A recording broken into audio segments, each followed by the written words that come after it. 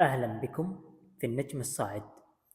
نجمنا في الحلقة السابقة هو حامي عرين النصر العالمي، ونجمنا في هذه الحلقة هو حامي عرين النصر العماني، فكلاهما حارس مرمى، ولكن الذي يختلف هو اسم البلد، فذاك النصر السعودي وهذا النصر العماني، فكلاهما يبحث عن الموهبة.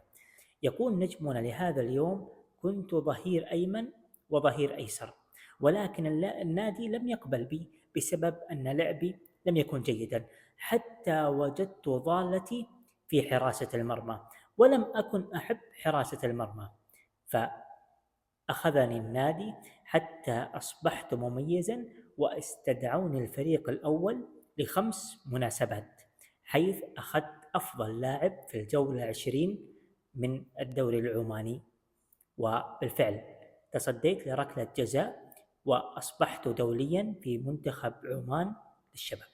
نجمنا لهذا اليوم هو الدولي العماني رشاد عبد الحميد، من مواليد 2005، الذي لا طالما تألق في حراسة المرمى ولم يكن يحب حراسة المرمى، ولكن وهذه نصيحة لبعض اللاعبين: إذ لم تجد ضالتك في بعض المراكز فلا بأس أن تجرب مركزا آخر.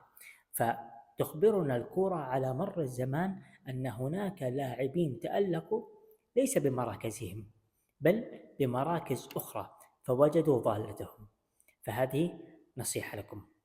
نتعرف سويا على نجمنا لهذا اليوم، ابن النصر العماني والدولة العماني، رشاد عبد الحميد.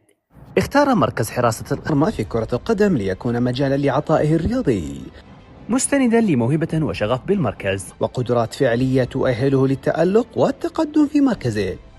رشاد عبد الحميد يتمتع بالقوة الجسدية والمرونة العضلية، كما يمتاز بالذهنية المتسقة مع حركته وسرعة التصرف المتناسبة مع الكرات الموجهة لمرمى.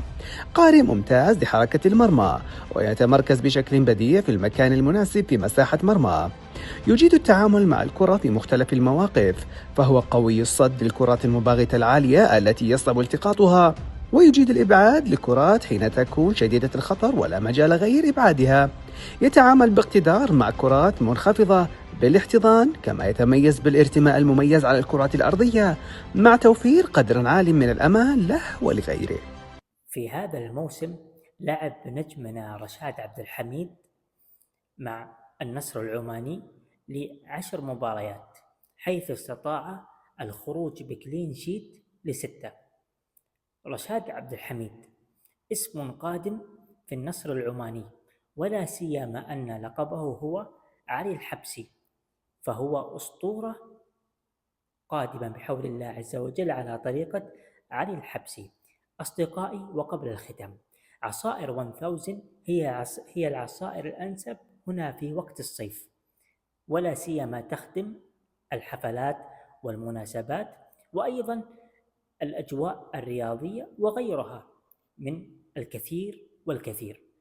أصدقائي، كان معكم محمد الإبراهيم من برنامجكم النجم الصاعد. كونوا سعداء.